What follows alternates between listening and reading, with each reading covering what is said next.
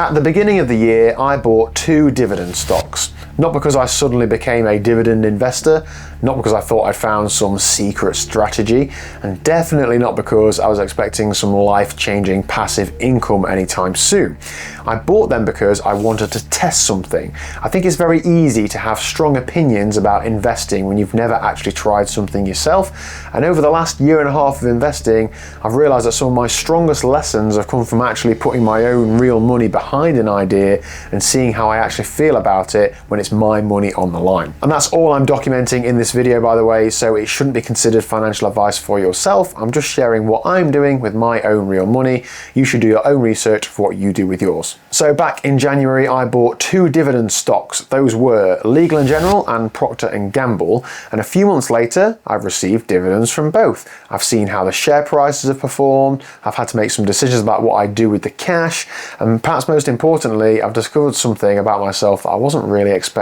And that is that I'm still not entirely sure if I like dividend investing or not. And now, before anybody gets upset, that's not me saying dividend investing is bad. It's not, I don't think.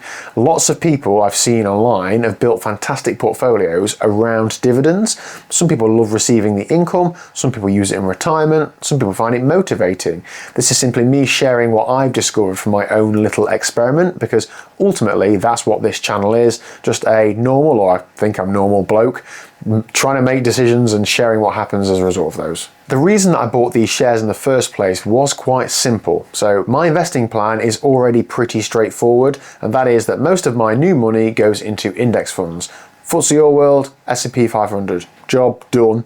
Simple, boring, hopefully effective, at least that's the theory behind that anyway. But I have always had a bit of an all or nothing personality. When I decide something is the right answer, I can become very focused on it. Sometimes that's useful, but sometimes it means that I can ignore alternatives. And because I'm still relatively early in my investing journey, just 18 months in, I don't want to become so convinced that index funds are the future that I never explore anything else.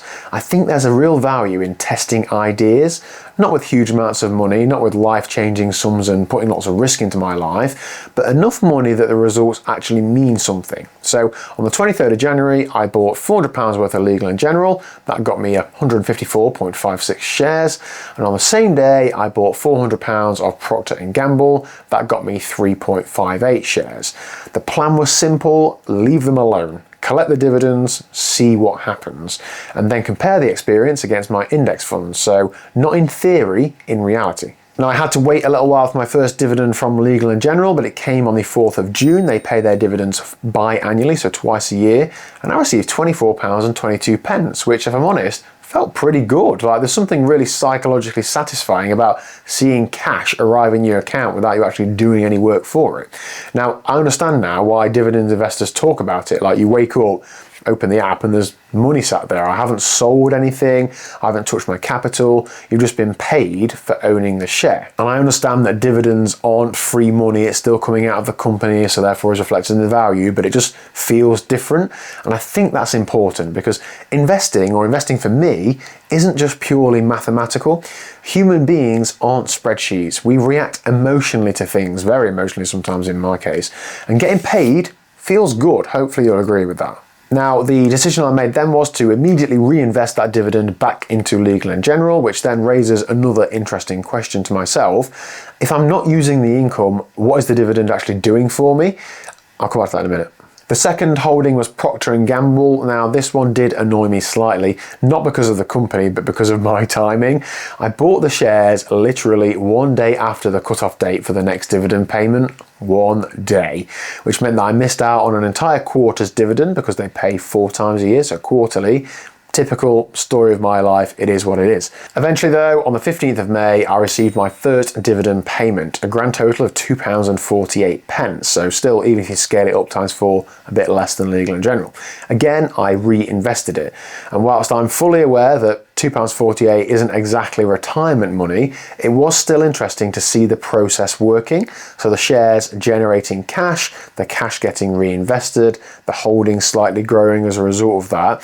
But that's where things started getting even more interesting, because once the excitement of receiving dividends wore off, which it did quite quickly, I started looking at the bigger picture. Legal & General's holding is up about £18 for me in capital growth, so about 4.5%, and then add the dividend on top of that. Procter & Gamble, however, though, is down about £6 or 1.5%, and then plus the dividend leaves me very close to break even where I bought it at. And that's where I find myself asking a question, and that is, what exactly am I trying to achieve here or to optimize here? Am I trying to maximize returns? Am I trying to maximize income? Am I trying to maximize simplicity? Because those things aren't necessarily the same thing. And the more I thought about it, the more I realized that the dividend itself wasn't really the most interesting part of the experiment. The interesting part was everything that came along with it. For example, every dividend creates a decision. Even the £2.48 creates a decision. So do I spend it? Do I take it out and spend it? Do I reinvest it? Do I buy more of the same company if I do reinvest it, or do I buy something else? Do I leave it as cash in the portfolio to buy something else at a time where I think might be suitable? Now, none of those individual decisions are particularly difficult with the numbers that we're talking about, but they are still decisions. And one of the reasons that I like index fund investing is because it removes all decisions from me. My monthly investing routine is like really simple and straightforward. That's how I like it. Money goes in, fund gets bought, I get on with my life. That's very little thinking involved, which might sound boring and isn't very good for you two, but honestly, I quite like boring. I think that the more decisions that I have to make, the more opportunities I have to, quite frankly, make bad decisions. Now, receiving a dividend feels good, but I can't help wondering whether that feeling is partly distracting me from what actually matters. Let's imagine two scenarios. So one investment pays me a dividend and grows moderately. Another investment pays no dividend but grows faster.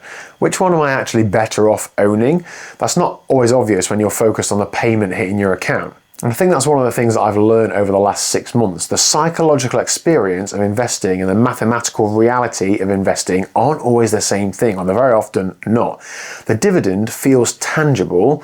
The capital growth often feels invisible. The dividend to me created a little bit of excitement. The other one is just a line on a graph. It still might be slightly exciting, but I find it's less so because it's just something doing this. But that doesn't automatically mean that one is better than the other. And that's probably why this experiment has been useful. Not because it's generated loads of money, because, let's be honest, it hasn't, but because it's forced me to think more carefully about what I actually want from investing. The older I get, the more I realise that my ideal investing strategy isn't necessarily the one with the highest possible return. Instead, it's the one that I will actually stick to for 20, 30 years plus, potentially longer, who knows. That's the real challenge. Not finding the perfect strategy, but finding a strategy that's good enough and simple enough that I don't constantly tinker with it, because tinkering, I think, is one of my natural weaknesses. I like researching things, I like trying to optimize things, I like experimenting, hence doing this project in this video. And sometimes that's useful, and I'm hoping it is in this case, but sometimes it just creates noise and distraction.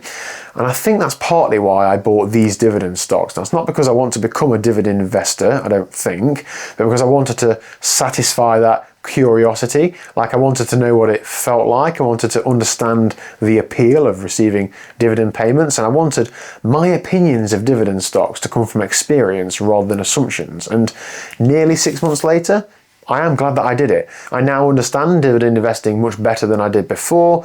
I understand why people enjoy it. I understand why getting paid feels motivating. But I've also realized something else. Every time I receive a dividend, I immediately ask myself what to do with it. Every time an index fund grows, I don't have to ask myself anything. I just carry on with life and carry on with the plan. And right now, at least, simplicity feels incredibly valuable to me. And it is entirely possible that that will change in the future. Maybe when I'm older and I actually want income, I'll view dividends very differently. Maybe I'll end up owning more dividend stocks, but maybe I won't. I genuinely don't know, and that's kind of the point. This wasn't for me about proving one strategy right and another wrong. It was more about learning, testing, exploring, and trying to become a slightly better investor than I was 6 months ago. And if there's one thing that I've learned from this little experiment, it's that investing isn't just about returns, it's about understanding yourself. And I know it might sound a bit deep, but it is real. The best strategy on paper is useless if you don't enjoy it, don't understand it, or just can't stick with it. 6 months ago, I bought 2 dividend stocks because I wanted answers. Now what I've got is actually a better question. It's not what investment is best, but which investment style fits the life I'm trying to build. And I suspect that that question will matter a lot more over the next 20 years, rather than whether I receive a £24.22 dividend or a £2.48 dividend. So for now, I'm pretty sure that I'm going to hold on to these and do a full year review at the end of 2026, but I'll keep you up to date if my plans change, so please do hit that subscribe button down below, and I'll see you in the next one. Thank you very much for watching.